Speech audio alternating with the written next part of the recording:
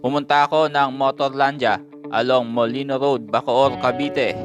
At ito ang motor na nakita ko.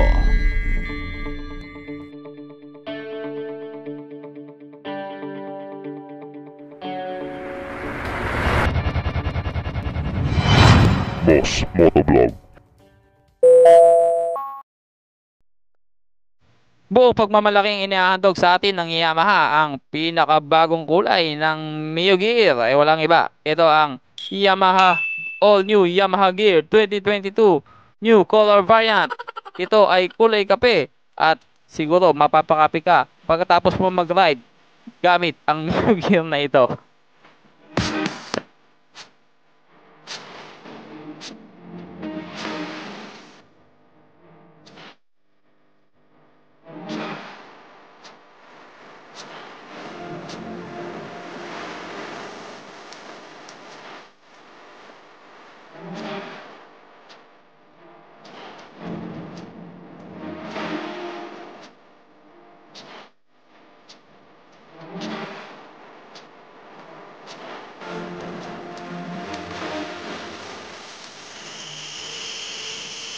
Good morning, good afternoon, good evening. Anong oras man tayo nakakarating sa inyong mga lugar? Hangad namin ang inyong mabuting kalagayan.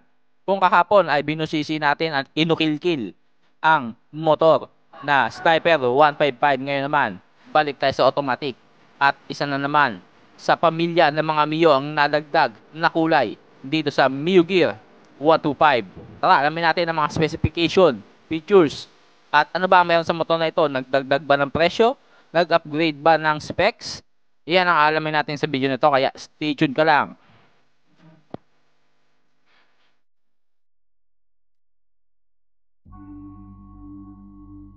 Sa dami ng mga Mio variant, ito nga ang Mio Gear, ang isa sa pinakabago na halos nakaraang taon lang sila naglabas ng Mio Gear dito sa ating bansa. At isang ang patunay na sila ay nagtagumpay sa merkado. Dahil ngayon ay nag-o-offer sila ng pinakabagong kulay. Actually, 3 kulay ang bagong release nila. Meron pa yan, matte gray at matte black. At itong ang color na to, kulay kape o matte brown ang ating ipipicture ngayong araw na ito. At ito nga pala ang S version ng Mio Gear. So ibig sabihin meron niyang answer back key. So mamaya tatalakayin natin yan. Tapos ayan, makikita natin sa harap ang gulong. Syempre naka disc brake. Lahat naman ng motor ngayon ng Mio, disc brake na po sa harapan, single caliper disc. At ang mga ilaw ng motor na ito ay LED na, yung headlight saka tail light. Samantalang yung mga signal light naman, valve type pa rin. So same na same pa rin sa mga dating Mio Gear. At lalo na sa mga bago pa lang na rider, ano, napakadaming Mio talagang lumalabas. Nagtataka kami, Mio Soul, Mio i125 at Mio Gravis. Iisang makina lang po yan mga bossing. Nag-share lang sila ng isang makina pero nag-iiba-iba lang to ng forma. Sinadya talaga ni Yamaha yan na napakaraming Mio variant para hindi ka nalilipat sa iba at Yamaha pa rin ang kukunin mo. Yan, mabalik tayo sa Mio Gear. Ang motor na ito ay pinalakas ng 125cc. Yes, 125cc. Sapat na sapat niyan pang daily commute, pang araw-araw mo, pang trabaho sa eskwela. At ano pa ba ang pwede mong gawin sa Mio? Huwag mo lang itong dadalhin sa mga malulubak, ano? Dahil hindi siya design talaga pang off-road. Automatic, dito lang yan sa city mga bossing. Maganda yan pang delivery riders. Napakaganda nito, lalo na yung makina, napakatibay. Subok na po yan pag sinabing Mio. So dito mapapansin mo, meron kang gulay board. Napakalawak. Yan ang mahalaga sa atin as Asian market, yung gulay board. Yan ang kinukonsider natin dahil tayo mga Pilipino, masisipag tayo. Tamang-tama din yung kulay nito sa atin, no? Brown. Angat na angat tayo rito. Alos wala kang makikita nito sa kalsada pag ikaw ang nakakuha ng motor na ito, no? At balik nga tayo sa specs, ano? 125cc ito. Single overhead cam ang makina. At single cylinder, 4-stroke, 2 valves, air-cooled po. Pero kahit air-cooled yan, bumabaybay po ng Baguio yan. Fuel injected, syempre. At ang kanyang power is 9.3 horsepower at 9.6 Newton meter of torque. At syempre hindi mawawala yung mga kakompetitor ng motor na ito. Ano pa ba? Syempre Honda Click 125i at yung mga Yamaha variant ng Mio din. Mio i125, Fazio at Gravis, yung mga 125cc nila. So yan, sa likurang ano nyo, taillight, ayan makikita nyo.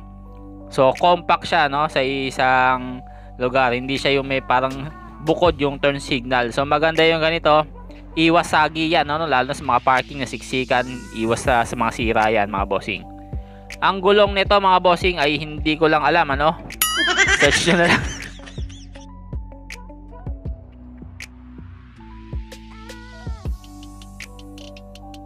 So ayun, na-search natin. Tubeless na po pala ang mga gulong nito, harap at likod.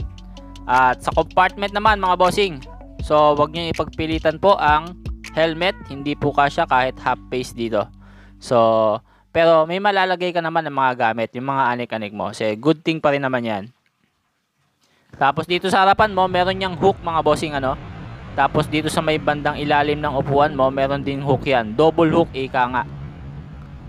Tapos yan, di susi pa rin siya, mga bossing. At hindi rin mawawala ang saksakan ng cellphone mo. May charging port po yan. So magandang features yan, lalo na sa mga delivery riders. Analog po ang kanyang panel gauge. At lahat ng mga kailangan mong detalye, very basic, hindi ka na mahirapan. Ang maganda dito sa analog, mga bossing, ano, less maintenance po ito. Cable lang ang papalitan mo. So dito, makikita nyo, syempre, ang inyong high and low beam, left and right signal light. Ang inyong busina, nandyan na rin.